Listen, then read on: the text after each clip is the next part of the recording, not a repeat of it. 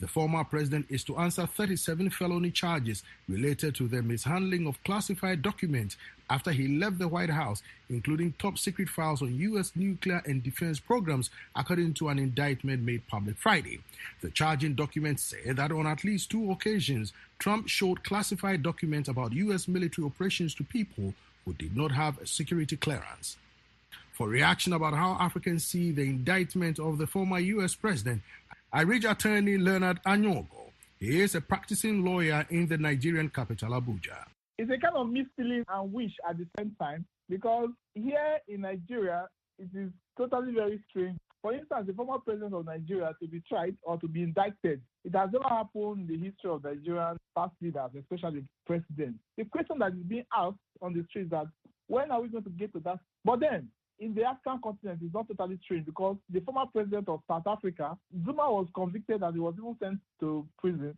But in Nigeria, we are not too sure whether we will get to that level very soon, because the office of the president of Nigeria, whether president or past, seems to be covered with secrecy and all that. So we're looking forward to a day that a former Nigerian president will be called to account for his deeds in the office.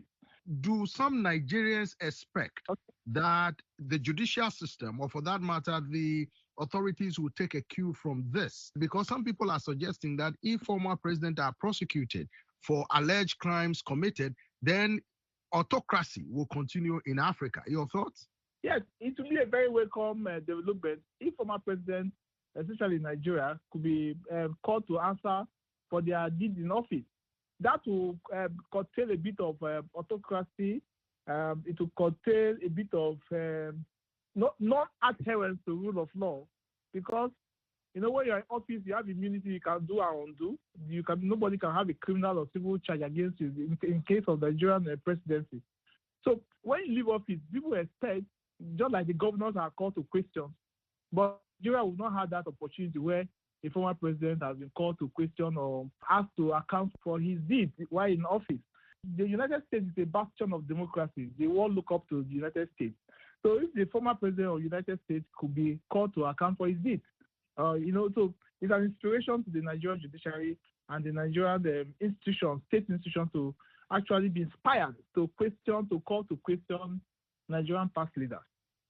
What are the expectations among lawyers, particularly in Nigeria, those who are friends of yours?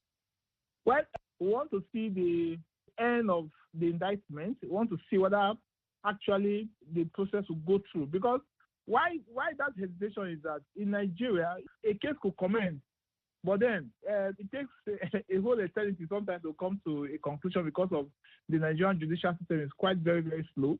Though there are some steps lately to fasten that judicial administration of justice.